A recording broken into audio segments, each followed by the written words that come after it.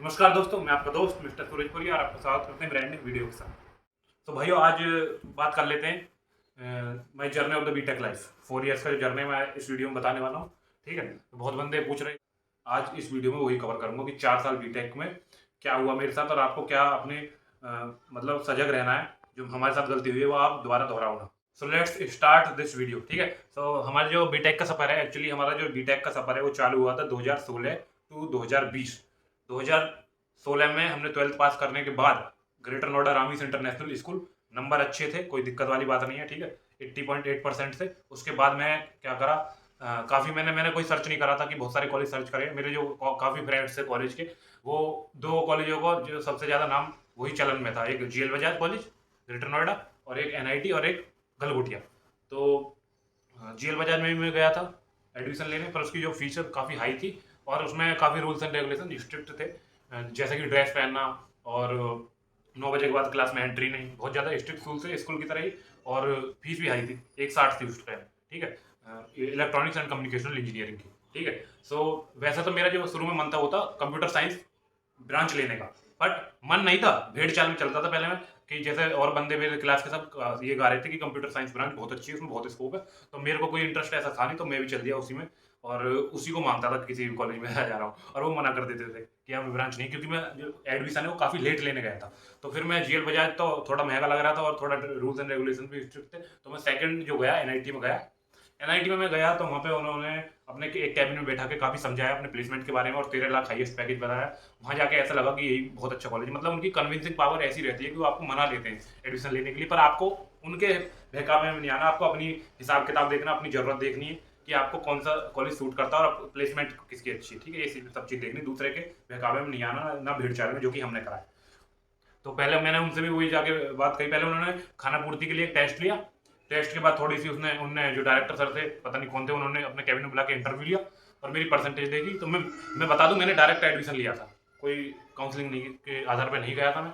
तो मेरी डायरेक्टर से बात हुई, थोड़ा बहुत उन्होंने 1-2 फिजिक्स के क्वेश्चन पूछे, मैंने बता दिए, तो उन्होंने कहा एडमिशन मिल जाएगा। मैंने कि CS ब्रांच चाहिए, तो उन्होंने डायरेक्ट मुंह पे ये कह दी कि आप लेट हो, CS ब्रांच नहीं मिल पाएगी और आपको EC ब्रांच आराम से मिल जाएगी।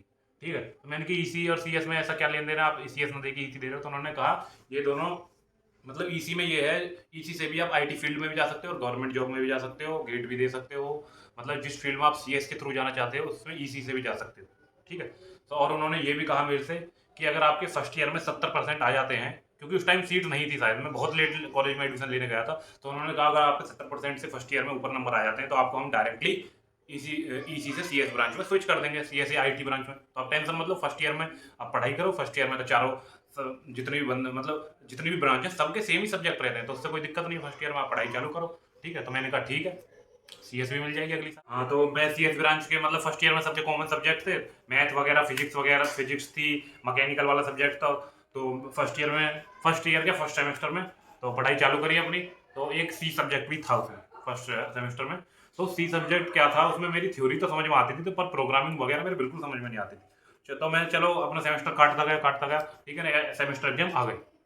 सेमेस्टर एग्जाम आने के बाद, सेमेस्टर एग्जाम में देने के बाद आया तुरंत मेरे सी के जो टीचर हैं उनको कॉल आता है कि सचिन कैसा गया पेपर। मैंने कहा मेरा ठीक गया, मेरे ऊपर कंफर्म नहीं है, इसमें मैं क्लियर कर पाऊंगा नहीं कर पाऊंगा। उन्होंने मेरे से एक बात कही थी कि अगर तेरा क्लियर हो गया ना सी सब्जेक्ट में, 21 नंबर आ गए, तो मैं मान लूंगा पूरी क्लास का क्लियर हो जाएगा। मेरे को ये लगा कि मेरा अब सीएस ब्रांच से मन हट रहा है, जब सी में कुछ आता ही नहीं है तो सीएस ब्रांच में जाके क्या करूंगा। ठीक है, तो इससे ये सीख मिलती है कि सबसे पहले आप जब भी एडमिशन लेने जाओ तो अपना इंटरेस्ट देख लो। एडमिशन लेने से पहले ही अपने 12th में 11th में भी सी सब्जेक्ट रहता, उसमें अपनी कमांड अच्छी करो। मैंने फिजिकल ली थी 11th 12th में। ठीक है, तो शुरू से ही अपना आपको सी ब्रांच में जाना है, सी प्रोग्रामिंग करनी है, प्रोग्रामिंग लैंग्वेज में जाना है, कोडिंग करनी है आपको। तो उस फील्ड से आपको 11th 12th में ही आप सोच के रखो और अपने इंटरेस्ट उसमें जगाओ। तो फिर मैंने फर्स्ट के बाद सेकंड सेमेस्टर भी निकला और फिर मेरी एप्लीकेशन जो पड़ी हुई थी कॉलेज में, कि उन्होंने एप्लीकेशन लिखवा ली थी कि अगर मेरे 70% से ऊपर आ जाते हैं तो आपको आईटी या सीएस ब्रांच मिल जाएगी। वो एप्लीकेशन मतलब फर्स्ट ईयर मैंने क्लियर भी कर लिया और मैं सेकंड ईयर में भी आ गया। एप्लीकेशन का आता पता ही नहीं, मेरे को पता भी नहीं एप्लीकेशन कहाँ से हट रही हो, क्योंकि मेरा इंटरेस्ट खत्म हो चुका था। ना मैं सीएस ब्रांच में गया, ना मैंने आईटी ली, मैं अपनी इसी ब्रांच में रहा, इलेक्ट्रॉनिक्स ब्रांच में ही मैं अपना सर्वाइव करा। मैंने किया अब इसी ब्रांच में रहते हैं, कोई दिक्कत वाली बात नहीं है। अब क्या पता मैं उस ब्रांच में स्विच करके चले जाऊँ, फिर मैं आगे सर्वाइव ना कर पाऊँ, ठीक है, मेरा सब्जेक्ट ही ना क्लियर हो पाए, एग्जाम ही क्लियर ना हो पाए, कुछ समझ में ही ना आए, तो उस चक्कर में इसी ब्रांच में रहो अपने। उसमें तो इसी में थोड़ा सा इंटरेस्ट जग रहा था मेरा, जो कोर सब्जेक्ट थे, जैसे कि आप जो डिजिटल इलेक्ट्रॉनिक्स हो गया, एनालॉग इलेक्ट्रॉनिक्स, उनमें पसंद मतलब ठीक ठाक समझ में आने लगे थे, तो मैंने कि इसी ब्रांच में रहा है। फिर आती है सेकंड ईयर में आते आते अपना क्या है, फिर मतलब ये था थोड़ा पढ़ाई लिखाई में थोड़ा इंटरेस्ट कम हो गया, और थोड़ा बहुत इधर उधर घूमना घामना, जैसे कि अपने ग्रेटर नोएडा के चक्कर वगैरह लगा लेते थे, कभी जगत पारम पर, कभी अक्षरधाम मंदिर, कभी मतलब कई जगह जाते रहते थे घूमने। और मतलब अटेंडेंस भी पहले फर्स्ट ईयर में हमारी 80% रहा करती थी, 75-80, सेकंड ईयर में कम होने लगी, मतलब 5-10% और कम होगी, 70-65। तो वो आज सब पे फर्क आता है, ऐसा कोई वो नहीं है कि भाई बहुत ज़्यादा घबराने की बात है कि फेल हो जाएगा तो सेकंड ईयर में, ऐसा कुछ नहीं। मतलब ये थी एग्जाम, सेमेस्टर एग्जाम आते थे तो उससे एक हफ्ते पहले तो थोड़ा सीरियस हो जाते थे, एक हफ्ते या फिर 14 दिन पहले। तो आप भी ऐसा करें, ठीक है, नहीं तो आगे आपको दिक्कत होगी। और मैथ सब्जेक्ट जो है, मेरी मैं बता दूं, मेरी किसी भी सब्जेक्ट में बैक नहीं थी, ठीक है। और पर मेरे को बैक वालों का ये आइडिया है कि मैथ में बैक लानी बहुत भारी पड़ जाती। मेरे कई फ्रेंड्स की मैथ में बैक थी, तो उनकी 3-3 4 साल तक लटकी रही थी वो बैक। तो आप कोशिश करना मैथ वगैरह जो भी टफ सब्जेक्ट है उनमें थोड़ी ज़्यादा मेहनत कर लेना, ठीक है, क्योंकि अगर उनमें एक बार बैक आ जाती है तो फिर क्लियर भी मुश्किल होती है ज़्यादा, तो दिक्कत दे दिया गया। ठीक है, तो सेकंड ईयर में भी अपने सब्जेक्ट पढ़ाई लिखाई करी, थोड़े बहुत प्रोजेक्ट भी आते रहते थे, इंटरनल असाइनमेंट्स वगैरह करते रहते थे, ठीक है, और प्रेजेंटेशन वगैरह चलती रहती थी कॉन्फ्रेंस हॉल में। तो वो सब चीज़ जो बीच बीच के हिस्से हैं उन्होंने आप वो तो आपको आते रहेंगे, बीच में पढ़ाव आते रहेंगे, उनको भी आपको कंप्लीट करना है, उनसे बचना नहीं है। और अगर कॉलेज में स्पोर्ट्स फेस्ट वगैरह भी होते हैं, हमने पार्टिसिपेट नहीं करा, आप जरूर पार्टिसिपेट करना, उन्हें जरूर पार्टिसिपेट करना चाहिए, उनसे इंटरनल में भी आपको फायदा मिलता है, और आपके जो है पढ़ाई के साथ साथ माइंड फ्रेश रहता है, ठीक है। अगर पढ़ाई में पूरे दिन घुसे रहोगे तो दिमाग आपका सीज हो जाएगा। और मतलब कॉलेज की अदर एक्टिविटीज में भी पढ़ाई के साथ पार्टिसिपेट करना चाहिए, डांस कंपटीशन वगैरह जो भी चल रहे हैं, क्रिकेट, ठीक है, जिसमें आपको इंटरेस्ट है। मैंने किसी में नहीं लिया, ये मेरी दुर्भाग्यपूर्ण था।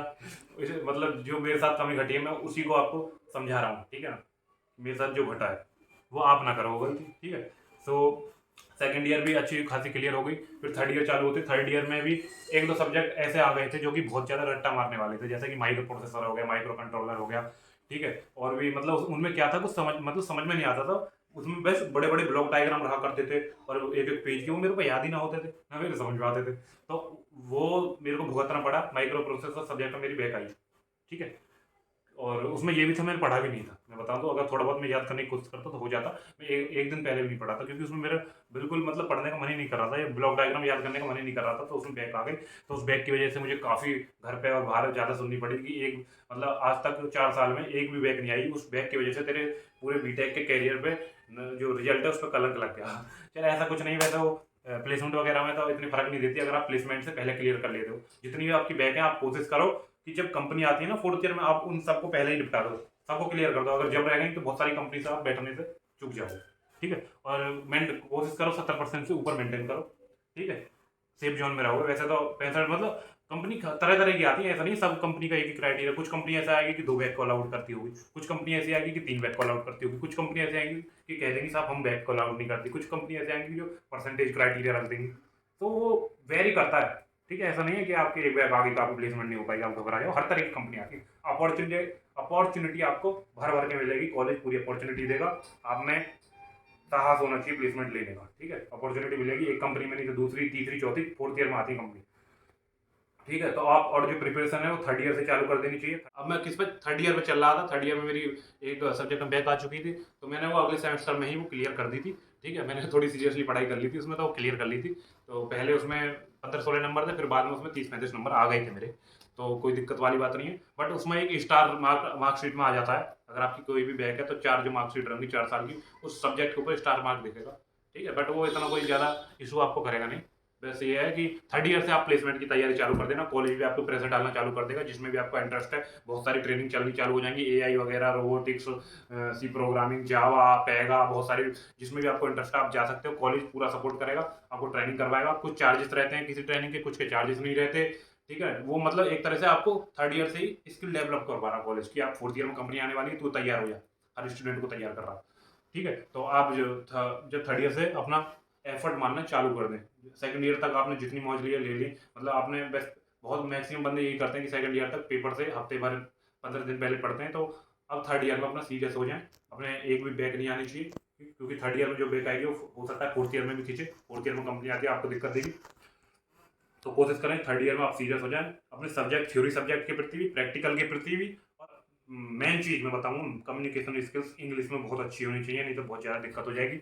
एप्टीट्यूड, रीजनिंग ये आपके अच्छी होनी चाहिए, मैथ अच्छी होनी चाहिए। जो मैक्सिमम कंपनी आती हैं उनका सबसे पहले रिटन टेस्ट एप्टीट्यूड रीजनिंग का होता है, ठीक है। मैथ भी होती है थोड़ी बहुत, और टेक्निकल भी रहता है, टेक्निकल सब्जेक्ट भी हो सकता है, ठीक है। अगर कोर कंपनी आती है तो आपको टेक्निकल मांगती है। अगर मान लो कोडिंग से रिलेटेड कोई कंपनी आ रही है, इन्फोसिस या मान लो TCS वगैरह, तो इनमें एक एप्टीट्यूड टेस्ट भी होता है। एप्टीट्यूड में ये नहीं कहता कि कैट लेवल का होता है, हल्के मतलब बेसिक लेवल का होता है, उतना आना चाहिए, आप कर सकते हो धीरे धीरे। ये आप फर्स्ट सेकंड ईयर में भी कर सकते हैं। एप्टीट्यूड की एक किताब ले लो, RS अग्रवाल आती है, रोज 10-10 क्वेश्चन लगाओ, आधे घंटे करो तो भी हो जाएगी, आपको बढ़िया एप्टीट्यूड हो जाएगा। अगर रोज आप आधे घंटा, तो क्या मैं कह रहा हूँ 10 मिनट भी आप पढ़ोगे ना रोज फर्स्ट ईयर और सेकंड ईयर में, तो एप्टीट्यूड आपका अच्छा हो जाएगा।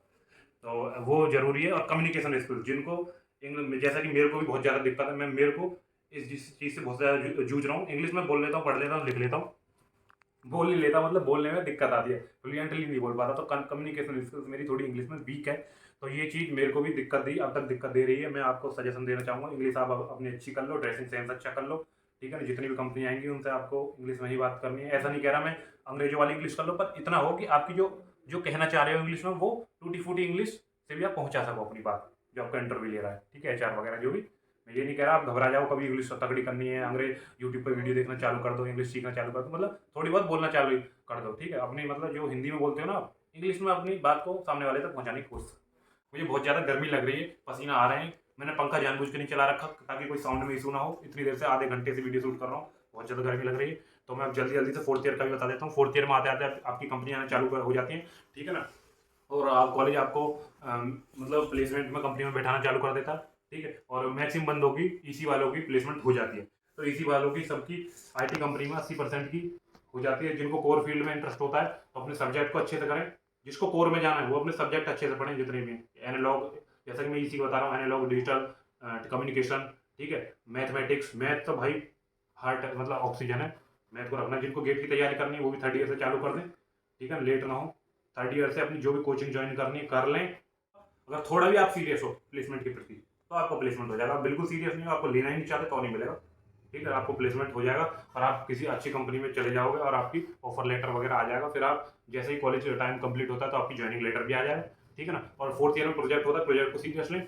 हमारा तो कोरोना आ गया था तो प्रोजेक्ट हो नहीं पाया था, ठीक है। एक रिपोर्ट वगैरह तैयार कर ली थी, मतलब फिजिकल प्रोजेक्ट नहीं बन पाया था। वैसे हमने वर्चुअली हमारी प्रेजेंटेशन वगैरह हो गई थी ऑनलाइन के उसके माध्यम के थ्रू टीचरों से, और प्रेजेंटेशन हमने एक्सप्लेन कर दी थी। तो आप जरूरी नहीं है कोरोना आए दोबारा, तो आप अपना फोर्थ ईयर में प्रोजेक्ट के लिए तैयार रहें बनाने के लिए। अपने जो भी इनोवेटिव आइडिया है दिमाग में, जो मतलब वो सब्जेक्ट से ही रिलेटेड होगा, जो आपने 4 साल पढ़े, उनसे ही आपको एक प्रोजेक्ट बनाना पड़ेगा। वो प्रोजेक्ट बहुत इंपॉर्टेंट रहता है फोर्थ ईयर में। वो कंपनियों में भी आपको रिज्यूम में भी अपने नीचे लिखना पड़ता है कि ये प्रोजेक्ट हमने बनाया था। तो कम्युनिकेशन स्किल्स, एप्टीट्यूड, प्रोजेक्ट के बारे में बता दिया। फोर्थ ईयर में आपकी होप करता हूँ सबकी प्लेसमेंट हो जाए, जितने भी हमारे दर्शक देख रहे हैं, जितने भी स्टूडेंट देख रहे हैं, सबकी अच्छी कंपनी प्लेसमेंट हो जाए। क्योंकि बीटेक में बहुत पैसा लगता है। ये जो भी माँ बाप हैं वो अपने पूरी ज़िंदगी भर की कमाई बीटेक में लगाते हैं, कम से कम 7-8 लाख रुपये तो लग ही जाते हैं। मैं तो अपने घर पे रहता था, मेरे घर से 10 किलोमीटर दूर है, तो मैं रोज़ अप डाउन करता था, तो मेरा इतना ज़्यादा मतलब बाहर रहने का खर्चा नहीं आया। पर जो मेरे कॉलेज में मैक्सिमम बंदे हॉस्टल में रह रहे थे, तो मैं समझ सकता हूँ उनको खाने की कितनी प्रॉब्लम होती है, खाने से रिलेटेड। और आप कह सकते हो कि उन्हें मतलब गर्मी कितनी लगती है हॉस्टल में गर्मी के दिनों में, ठीक है। और ना तो उनके पास इतनी ज़्यादा सुविधा रहती है, और पढ़ाई करने में भी दिक्कत होती है गर्मी में, ठीक है। और क्या बोलते हैं, खर्चा 70-80 हज़ार रुपये हॉस्टल में जाते हैं, मेस में। बाहर रहने में थोड़ा स्ट्रगल तो है, पर हॉस्टल लाइफ का एंजॉय भी है। भगवान की कृपा से अगर इस वीडियो ने आपको थोड़ा बहुत भी लाभ पहुंचाया, तो अपने जो भी स्टूडेंट लोग हैं, दोस्त हैं, पेरेंट्स हैं, सब तक पहुंचा दो, थोड़ी बहुत नॉलेज उन्हें मिल जाए, ठीक है। मैं ये नहीं कह रहा मैं बहुत बड़ा ज्ञान देने वाला बंदा हूँ, नॉलेज का विज्ञापन करता हूँ, बट जो मेरे साथ, मैं अपना एक्सपीरियंस शेयर कर रहा हूँ आपके साथ, ये समझ लो, ठीक है। आपके साथ ये गलती ना हो जो हमारे साथ हुई थी। तो ये बीटेक का एक्सपीरियंस है। नेक्स्ट वीडियो में सोच रहा हूँ बीटेक पर कितना खर्चा आता है उसके ऊपर बनाऊंगा, आप बता देना कमेंट में बनानी है या नहीं। तो बहुत बहुत धन्यवाद भाइयों इस वीडियो को देखने के लिए। सी यू नेक्स्ट ब्लॉग, बाय।